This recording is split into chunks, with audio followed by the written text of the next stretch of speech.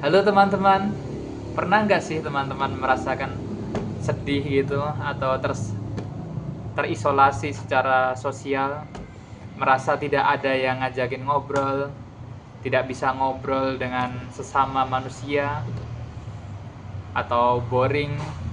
Ya, itu mungkin salah satu gejala teman-teman mengalami kesepian. Di video kali ini saya akan membahas bagaimana caranya mengatasi kesepian.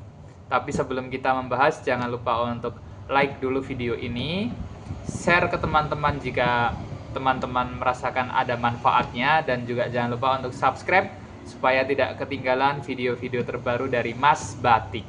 Oke, langsung saja kita akan bahas apa itu kesepian. Seperti yang sudah Mas Batik katakan di awal tadi ya, kesepian itu adalah ketika kita merasa sedih, merasa murung, gelisah, atau merasa terisolasi secara sosial. Kita tidak ada teman untuk ngobrol, tidak ada teman untuk curhat, atau kita tidak bisa ngapa-ngapain gitu.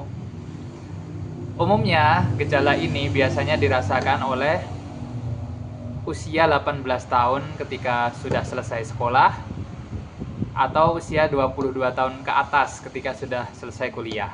Di mana usia-usia tersebut adalah teman-teman sekolah yang tadinya sering main bareng, sering ngumpul bareng, sudah mulai fokus menata kehidupannya masing-masing.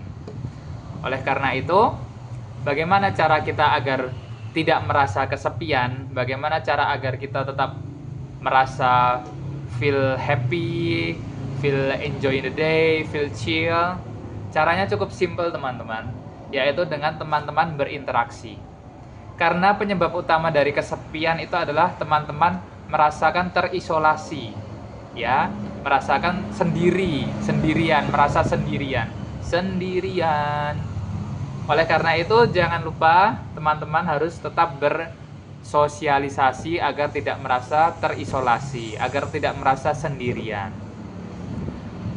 Teman-teman bisa berinteraksi dengan siapa saja, mulai dari lingkungan terdekat seperti keluarga, ayah, ibu, paman, tante, pak de bude, kakek nenek, saudara yang rumahnya dekat, atau juga bisa dengan para pedagang.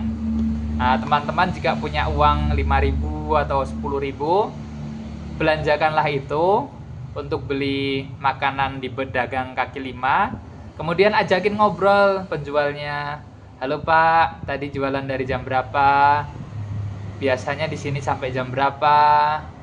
Rata-rata laris nggak Pak? Banyak yang beli nggak?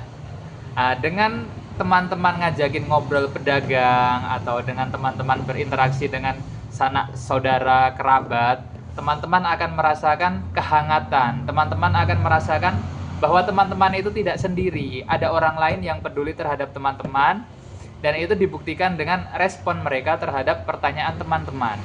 Seperti itu. Atau jika teman-teman misalkan malu untuk berinteraksi secara langsung, teman-teman bisa melalui media sosial.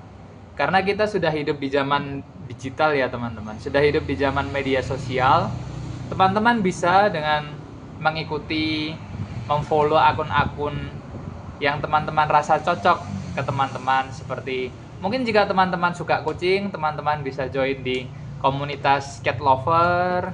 Di Facebook banyak sekali teman-teman. Jika teman-teman suka kucing, langsung ketik saja di search bar-nya cat lover seperti itu, atau pecinta kucing.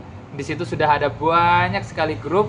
Tinggal teman-teman pilih. Saran saya, pilihlah grup yang anggotanya paling banyak teman-teman. 2 grup dengan anggota paling banyak. Misalkan ada 5 grup, nah teman-teman pilihlah grup dengan 2 anggota paling banyak ya teman-teman.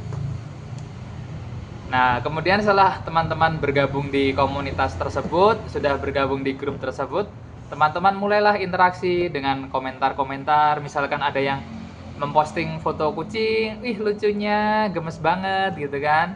Atau teman-teman juga bisa langsung menambahkan teman, add friend ya. Mereka yang posting di grup tersebut, teman-teman tambahkan teman, kemudian di-chatting secara pribadi. Halo, saya lihat postingan kucingmu, lucu sekali. Saya ingin berteman dan ngobrol lebih jauh tentang kucing, seperti itu misalnya.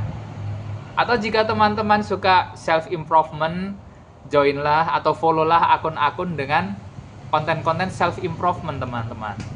Nah, di situ kan teman-teman akan berbaur dengan sesama penyuka self improvement. Teman-teman bisa sharing, gimana nih caranya biar kita bisa lebih baik dari diri kita kemarin, biar kita bisa tidak merasa overthinking, biar kita tidak merasa kesepian, seperti itu teman-teman. Oke, jadi kunci untuk mengatasi kesepian itu tadi teman-teman, yaitu interaksi ya teman-teman. Bisa itu interaksi secara langsung atau interaksi secara tidak langsung.